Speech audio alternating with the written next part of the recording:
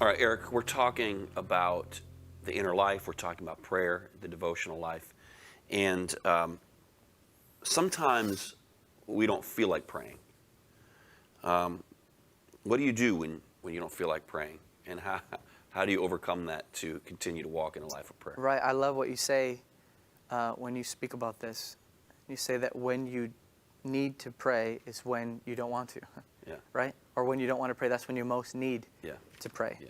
So the first thing I recognize when I don't have hunger or desire for His presence or Him, I recognize that I'm I'm absent from His presence.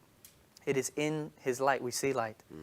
So it's as His presence is with me, I desire His presence. You can tell someone who loves the presence because they live in the presence, and you can tell someone who lives in the presence because they love the presence. A person that doesn't see value in the presence of God is a person that doesn't spend much time in the presence of God. And so if I have a time or a moment even where I don't really have a desire for Him, I recognize what has to happen. I'm scattered and I need to collect myself. Yeah. And so what I'll do is, Lord, you know where I am. You know what I am apart from you, and I know what it is. I need you.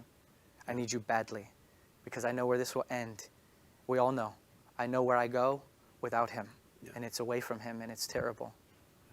I don't know if you feel the same way, but sometimes if I don't feel like praying and I go pray anyway, 5 minutes later I'm thinking to myself, what was wrong with me? It's like I've come into a whole new frame of mind. Right. And I don't even understand what I was thinking before. Right. Because it's so wonderful. And the more you live in that place, the more you want to be in that place. Definitely. Isn't that true? Yeah, Psalm 73 is a real good case of this.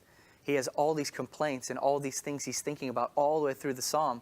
Then all of a sudden he says, but when I entered the sanctuary of the Lord, he perceived, he was able to see. And then he says the quote or the statement that everybody loves to use.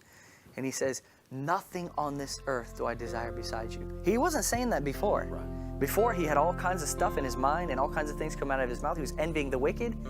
Then he enters the sweet presence and he says, oh no, there's nothing I want in this life besides you. And that's what the presence does. It frees you from the need to have anything else.